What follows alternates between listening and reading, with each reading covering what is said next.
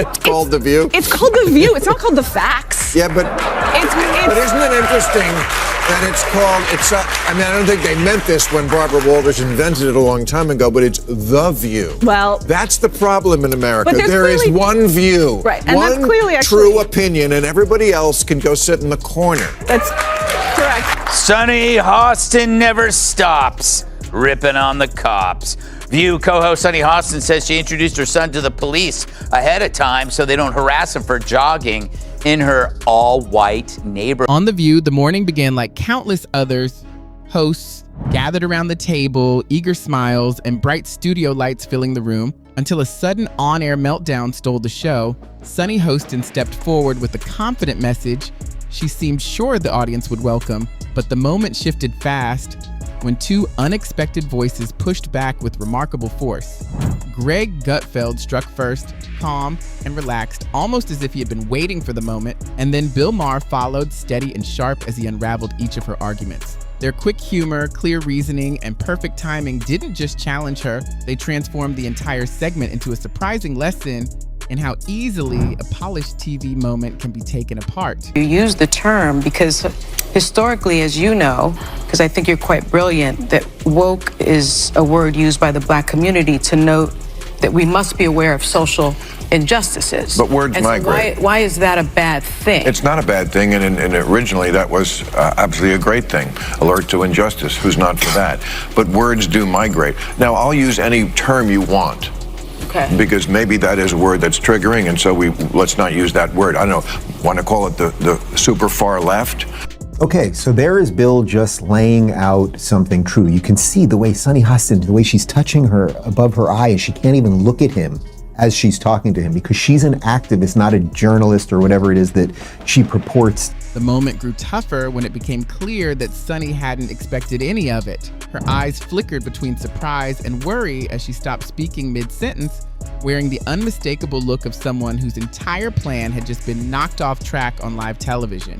She tried to hold on to her point as if it could steady her, but recovery never came. Only a slow, painful collapse that filled the studio with an uneasy quiet. And the harshest part was still ahead. Trying to pull the discussion back under her control, Sunny threw out the word woke as a last chance attempt to reset the moment, but the effort instantly turned against her, echoing across the room as both her critics and the audience watched her lose the conversation completely. I think a conservative once said to me, what you guys in the liberal side of it don't get about Donald Trump is we don't like him either. Yeah. It's just that in this country, it's binary. I mean, gender may not be binary, but politics is. You only get two choices. And the stuff that they are afraid of, they see Donald Trump as a bulwark against, and that stuff is a lot closer to the home. It's like my kid is coming home from school and they're not allowed to tell me if they're transitioning. The school is going to take the side of the kid over the parent, stuff like that. She argued that conservatives had twisted the term's roots in Black activism, but Maher wasn't convinced for a moment. With steady confidence, he pushed back, acknowledging its history while showing how the slogan had fallen out of favor, even among those who once championed it. He didn't question its origin. He exposed how far it had drifted, delivering the point with precision. Maher reminded everyone that a call for fairness can sometimes collapse into a contest over who can show the most outrage, and suddenly the entire room shifted. Even Sunny's co-host looked uneasy, hoping to fade into the background as tension tightened across their faces. Greg simply leaned back with a knowing smile, needing no extra commentary. Meanwhile, Sunny was slipping further off track, drifting into scattered talk about buying fire logs and tipping delivery drivers, a moment so mismatched that the awkwardness practically explained itself. Nothing about it felt firm or convincing. It all fell apart, a last attempt to sound steady while the argument unraveled beneath her. But Bill and Greg had seen this pattern before. They weren't just pushing back against her. They were carefully pulling apart the whole idea, holding her argument together. At The View, it's become like a medical hospital that displays human misfailure. Here, let's look at this political oddity. It really is like the left-wing equivalent of a carnival sideshow, except instead of bearded ladies and fat clowns and two-headed cows. Well, let me rephrase that. But The View is a victim of the sunk cost fallacy. You know, how can you now speak the truth and when for years you've been telling lie after lie after lie? Now you're carrying this big bag of rocks around you because it's too harmful for their ego to admit that we really were dishonest. Then came the moment that sent the internet buzzing. Maher stayed quiet at first. He didn't need many words, until he calmly delivered a single line that landed harder than any long speech. Don't say the left hasn't changed. The silence that followed felt almost frozen, and Sunny stared ahead as though her entire rhythm had suddenly been interrupted. Maher went on to explain how some of the same groups that once celebrated open discussion had now become some of the strongest voices pushing everyone to think the same way, filling the room with a sense of unexpected irony. That was when Greg stepped in, bluntly describing The View as a political show pretending to host real conversation, adding a sharp comment that sliced through the tension. It was tough to hear, especially after Sunny's points had begun slipping into scattered emotion and unfinished stories. At one moment, she couldn't even meet Maher's eyes. Her hands fidgeted, her expression tightened, and she pressed her forehead as if searching for a way to steady herself. But there was no escape from the moment. The bright studio lights stayed on, and this time, they felt anything but friendly. We have our own kind of way of demonizing, but we don't do it the way we'll say. We do it tastefully. Tastefully, I think we're very low key in demonizing people. We'll say you smack of socialists, but we won't call you Hitler. But we go but it is nice. I do think it's refreshing that they've moved on from Hitler. They probably had a morning meeting. They probably had Pol Pot. No, not enough people know who Pol Pot is. Mao, well, he's kind of short. So maybe Mussolini was tall, and that's why they said pint-sized Mussolini. The point is, people have to wonder, where does Sunny Hostin get her opinions? Yeah. Like you said, and it's obviously from her husband. She has to tell her what to say on The View, because without it, she's got nothing up. This moment wasn't just about Sunny's opinions anymore. It revealed how unready she was to handle pushback from anyone who didn't approach her gently. For once, the set stayed completely still. No cheers, no clapping, only tight faces waiting for someone else to break the silence. Then the tension cracked when Greg delivered a remark that caught even the audience off guard, noting that Sunny often seemed to lean on others' viewpoints instead of building her own. The crowd reacted instantly, and the surprise in the room made it clear she had no quick reply. She froze, and Maher stepped in, not to escalate anything, but to bring the conversation back to solid ground. He didn't shout or smile, he simply stated things plainly, and sometimes the weight of honesty lands harder than anything meant to sting. When Sunny tried again to steer things toward familiar slogans, Greg gently but firmly redirected her, saying she wasn't acting as a reporter, but more as someone advocating for a side. It wasn't meant to overwhelm her, but the pressure was unmistakable as both commentators highlighted how unsteady and confusing the show's discussion had become, with Sunny stuck at the center of it. Let's understand that part of our sorry racial history in this country is that the point of view from a black person is often going to be very different and sometimes shocking to a white person. View co-host Sunny Hostin says she introduced her son to the police ahead of time so they don't harass him for jogging in her all-white neighborhood. Roll it, Elvis. As a mother of black children, I know that black boys are not given the presumption of innocence and the presumption of youth. I have had to be in the position where I have gone to my local police department because I know my son is going to be training for the Junior Olympics, running around the neighborhood in an all-white neighborhood, and I have brought him to the police and said, he belongs to me. This is my son. Do not harass him. Do not stop. Just when Sunny thought the tense moment had reached its peak, things grew even more uncomfortable. She began sharing her ideas so quickly and unevenly that it felt as though she were pulling lines from notes she had glanced at only moments before. Instead of clear thoughts, she leaned heavily on rehearsed phrases that didn't quite connect, delivered with the energy of someone trying to sound impressive rather than steady. Bill and Greg stopped debating each other entirely. They simply watched as her reasoning slipped apart, unable to keep its shape.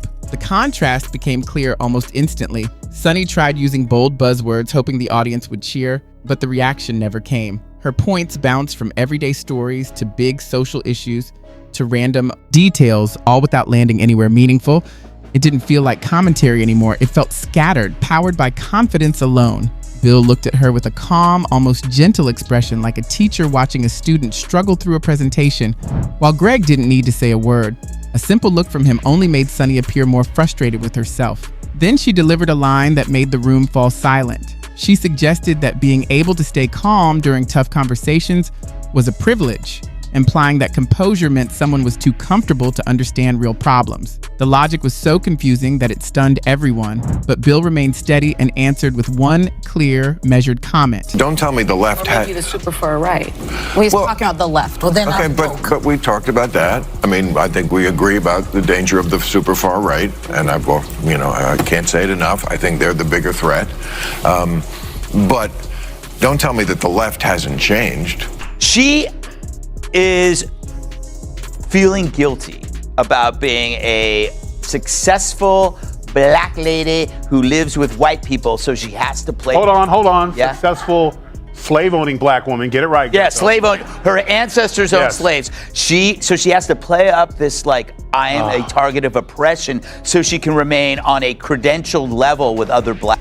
Maher ended the moment with a single steady line, clear, calm, and organized, without sarcasm or raised voices, and it stopped Sunny in her tracks. By then, her entire approach had become easy to predict. If someone's experience aligned with hers, it was awareness. But if it didn't, she hinted they were out of touch or uninformed. The discussion had drifted far from genuine exchange and slid into an effort to guide the conversation her way whenever logical points didn't land. Only experiences that supported her narrative seemed to count, and everything else faded into the background. As she continued, her thoughts grew increasingly tangled, creating a jumble of ideas that tried to sound confident but ended up feeling both shaky and intense at the same time. It wasn't a dialogue anymore. It was a swirl of confusion wrapped in polished presentation. Greg didn't even need a comment. His quiet, amused look said enough. While Sunny pushed on with earnest energy, Greg seemed almost as if he'd stumbled into a comedy moment by accident. The entire exchange had unraveled so completely that by the end, when Maher and Gutfeld looked at the argument she presented, all they found was something that sounded strong on the surface, but held nothing solid underneath. Context: Sunny is a staunch supporter of reparations and has made a fortune spewing nonsense about white privilege and racial justice. Well, turns out she's not as oppressed as she claims she is. She's actually the descendant of slave owners from Europe. I'm a little bit in shock. I just always thought of myself as Puerto Rican, half Puerto Rican. I didn't think I was, my family was originally from Spain and slaveholders. Yeah. So how are you feeling, my friend? I think it's actually pretty interesting that my husband and I have shared roots. Yeah. Just when it seemed the on-air debate had reached its most uncomfortable point, the host, who had been speaking so confidently, began struggling to explain how she was still thinking clearly despite her rising frustration. Then, in an attempt to make a bigger point, she made a sweeping comment about a group of women that stopped the entire table cold, not because it was powerful, but because it felt unfair and out of place. She spoke as though these women made choices only because others told them to, and the whole room stiffened at the suggestion. One co-host didn't bother arguing. He simply tilted his head, watching the moment unfold in stunned silence, as if he couldn't believe what he'd just heard. The weight of the statement collapsed on its own, and the room shifted from discussion to uneasy quiet. The problem wasn't disagreement, it was that the conversation no longer felt like a conversation at all. Instead of encouraging open dialogue, the host slipped into judging anyone who didn't match her views, hoping for applause rather than participation. But she was met with startled quiet instead of cheers. People wondered how someone so accomplished could sound so overwhelmed, yet she pushed on, mistaking loudness for winning. It was almost sad because on paper, she had everything needed to lead the discussion with clarity. But instead of relying on insight and facts, she leaned on big statements and strict categories, turning every topic into a speech and every disagreement into something threatening. Her two co-hosts didn't plan any kind of takedown. They simply pointed out the weak spots in her reasoning until the flaws were clear. It wasn't meant to intimidate her. It simply revealed how shaky her points became without a crowd agreeing automatically. She insisted she was being practical, but her argument slid into dramatic gestures and unfinished thoughts, leaving the audience with a moment that was more confusing than convincing.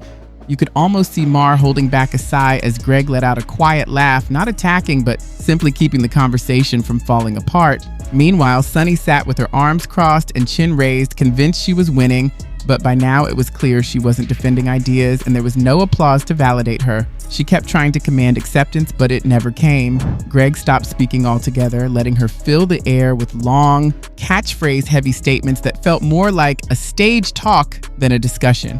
When she returned to broad topics like structural inequality, Greg gently reminded her of the contrast with her own lifestyle, leaving the studio in a stunned silence. She paused as if noticing the disconnect herself, but never addressed the questions Maher or Greg had raised. Her confidence wavered, her posture faltered, and her reasoning began to unravel. As she rushed from one idea to the next, organic eggs, breakfast, climate justice, race, it became clear she was grasping for control rather than clarity, tossing out words in the hope that one might land.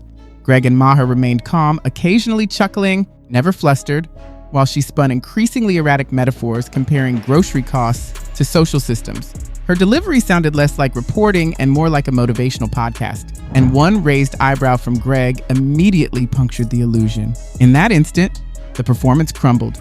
The importance of her words was outweighed by the way she spoke, and the carefully maintained facade of authority vanished. The teacher's cadence and tone carried the air of someone giving a lecture to children who couldn't possibly grasp the brilliance she assumed they would. At one point, she tried to blend society, economics, and lifestyle choices into a single sweeping argument, presenting it as sharp political commentary, but it landed more like watching someone blame an architect. After walking straight into a glass door, her points were performances rather than discussions, dramatic readings stitched together from slogans, protest chants, and social media posts. The worst part was her unwavering confidence, every pause, every pointed remark, every gotcha line delivered with Broadway-level assurance. She wasn't teaching anyone anything.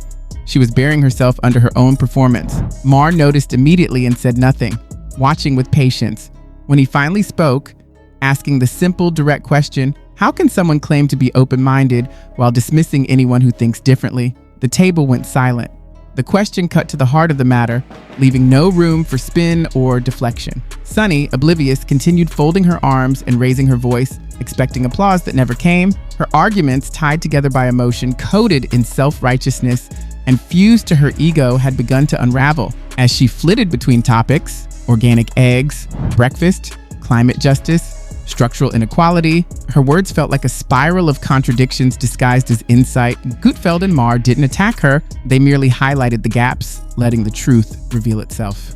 Greg's quiet, amused smirk and Maher's calm composure made the collapse undeniable. Every gesture, every line of confidence now seemed like a stand on the ruins of her own argument, declaring victory even as logic lay in ashes. By the end, the performance had become self-parody.